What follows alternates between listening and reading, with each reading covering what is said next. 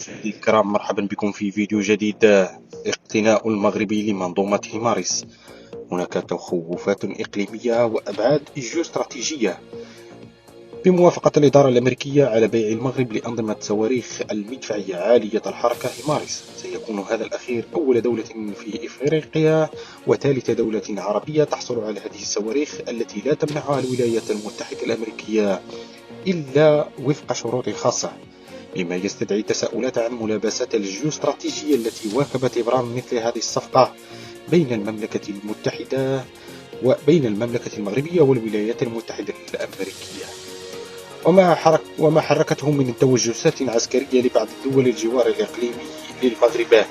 هذه التوجسات الإقليمية حظيت موافقة الإدارة الأمريكية على تزويد القوات المسلحة الملكية بأنظمة صواريخ مدفعية عالية الحركة ومعدات ذات صلة باهتمام خاص من طرف صناع القرار العسكري بدول المحيط الإقليمي للمغرب، وعلى رأسها كل من الجزائر وإسبانيا. في إطار التوتر السياسي المتزايد بين المغرب والجزائر، والذي عكسه أخيرا تصريح الرئيس الجزائري لقناة الجزيرة بوصفه علاقة البلدين بأنها بلغت حد مرحلة لا عودة، كان من الطبيعي أن تتوجس القيادة الجزائرية من اقتناء المملكة لهذه المنظومة الدفاعية بتوجس كبير انعكس من خلال ما نشرته بعض وسائل الإعلام الجزائرية.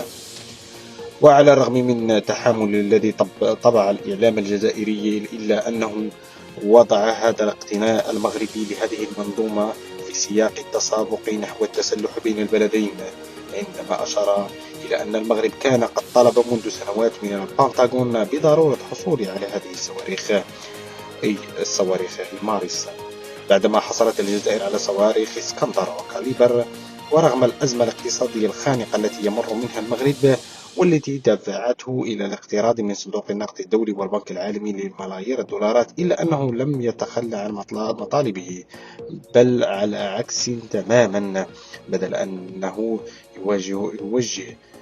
أن يوجه قروض إلى تخفيف الضغط المعيشي عن الشعب المغربي، عمل على تسريع صفقة في أعقاب زيارة رئيس الأركان المشترك الأمريكي الجنرال مايك ميلي إلى الرباط مارس الماضي. ومن المنتظر أن تمر الصفقة على الكونغرس الأمريكي للمصادقة عليها قبل تفعيلها.